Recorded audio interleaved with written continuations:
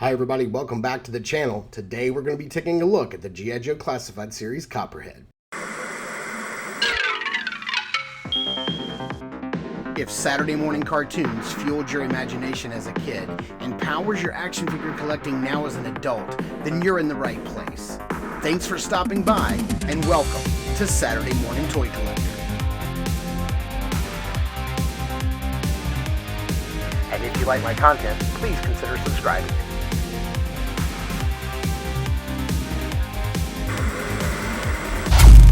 Alright, taking a look at the front of the box for Copperhead here. Man, he looks great. I love this artwork on the front. I love the photograph or the digital render. You can see everything he comes with. It says Cobra Copperhead down there in the bottom. Looking really nice. If you want to flip it around here on the side, you can see the QR code, which will just take you to Hasbro Pulse's website.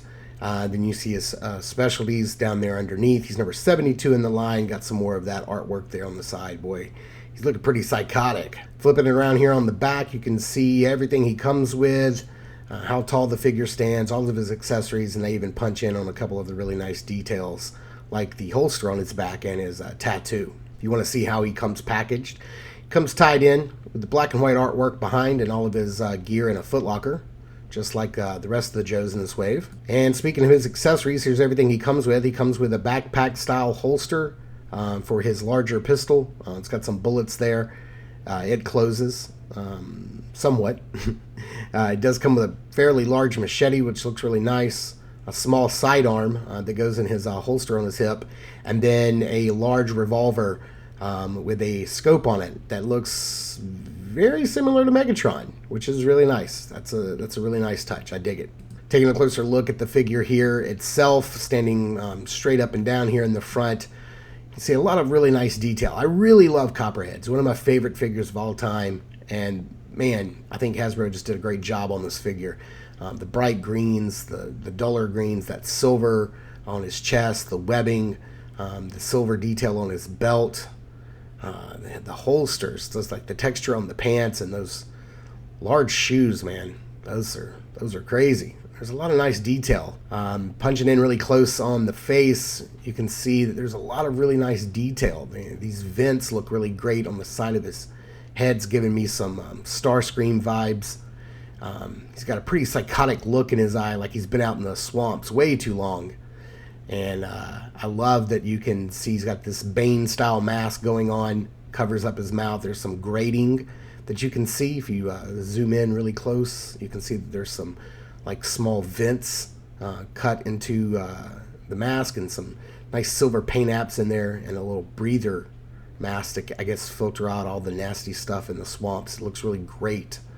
I love it. You can see some really nice detail on the webbing, some leather texture. Looks like it may be made out of like snakeskin or something. And that silver Cobra logo on his chest is just incredible. I love it. It looks so good. Flipping around here on the back, you can see there's some really nice detail on the back of the helmet. The back of his tank top, that webbing's got some nice green detail on it. Moving down to the belt, the holsters, the green on the pants, the textures, and those boots, man. I just don't know what to say. This figure is just kind of perfection. Zooming in here on the tattoo that's on his right forearm, it looks really nice. It's an ace of spades that looks like it's been cut in half or shot in half, and it says "can't miss."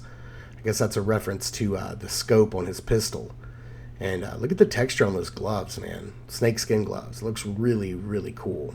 Here you can see how the holster attaches to the back of his his back, and this is what it looks like when it's open, and then when you put the pistol in, and it took me a while to get this flap to actually close around the gun and stay to get this image, but yeah, it's pretty difficult to do. I just typically just keep the gun in his hand. But let's take a closer look at the articulation on Copperhead.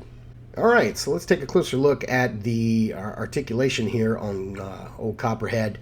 Man, I just got to tell you, this figure just looks great. Hasbro did an absolutely fantastic job with this figure.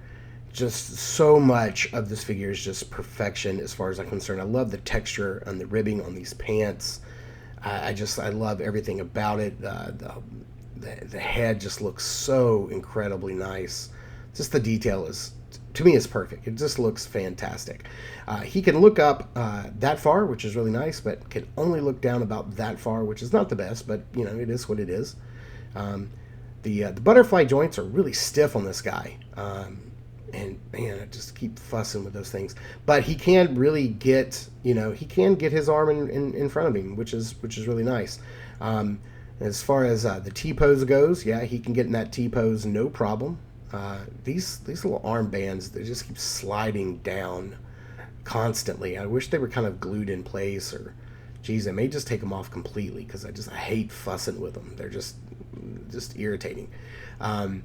He does have the double jointed pinless arms here, and trying to get that into, trying to bend it up. It's, man, this joint is really stiff. I feel like I'm going to break it. And these arm bands are really bothering me. It's the only downfall. I just really can't get this arm to bend. Let's try this arm over here. It's bending much better. So there you go. That's about how far. You know, just he's kind of muscular, so he can't really get. They didn't do a little cutout there, so you can't really get much more than that on the arms. He does have vertical hinges on both of the wrists, which is really nice. I appreciate that. He can crouch forward about that far, and he can lean back about that far. Looks really good. His holster, the belt that goes around his waist, let's see if we can move it. No, that's glued. Okay, so it's glued on his right side, but you can kind of move it down and see the octopus and skull belt buckle. And I don't know, he's got some kind of like gimp underwear on. I don't know if that's kind of telling about his nocturnal proclivities or not, but it's some funny underwear he's got on. As far as the leg articulation, the leg is on a drop-down joint right there, so you can go forward about that far. He can bend back that far, and he can go back pretty far with his double-jointed knees. He's got these gigantic, like, Frankenstein monster boots on, which I'm not really sure why. Maybe I'm not sure about that. I'm not sure why. Dig the webbing, though, and on the upper part of his torso. It just looks really good. Let's get some of his accessories out here. I love this holster that they give us for the back. It reminds me of the one that Flint uses to hold his shotgun. Now, you can put the pistol in here, his Megatron pistol. But let's see here. It's really hard to close. Like, I got it closed earlier for the photograph, but it's just really hard. I mean, you can sit here and futz with it all you want, but you know, I just kind of like leave it tucked in, like right there. I love this machete. It looks really nice. We're gonna stick that over there in his holster, and then we'll just put the Megatron gun in his hand and just let him hang on to that right there.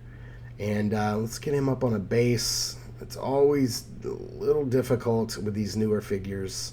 They're just, you know, so fresh out of the pack. They don't want to go in.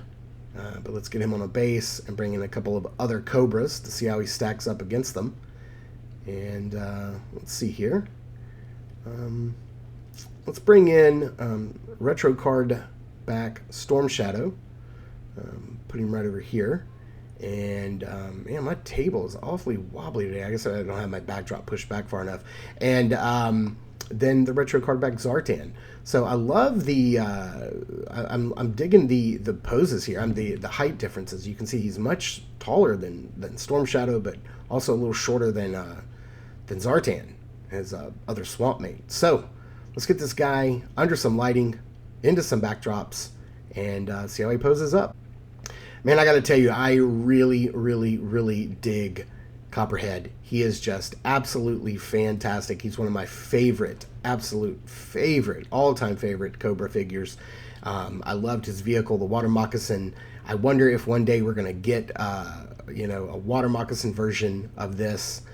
During the San Diego Comic-Con, they did pipeline reveal that we are getting like a Python Patrol Copperhead, so we know we're going to get more use out of this mold in the future. But I wonder if one day we'll get a moccasin and for him to pilot. I think that'd be fantastic. But yeah, I also think it's kind of odd that we got Copperhead so early in the line outside of a vehicle, and that makes me hopeful that we'll get other figures that are pilots that came with vehicles, and maybe not get their vehicles right yet. Like I would love a Wild Weasel. I think that guy looks incredible, and he'd be one of my favorites to get if we could get a pilot outside of his vehicle. So thank you guys so much for tuning in and watching. I super appreciate it. I really appreciate all the likes, the new subs. You guys just continue to amaze me each and every day I log onto YouTube. It blows me away, and that's all thanks to you guys. So please continue to check us out over at Instagram and Threads at Saturday Morning Toy Collector. I am your Saturday Morning Toy Collector. I'm your host, Mark, and I will see you in the toy aisles.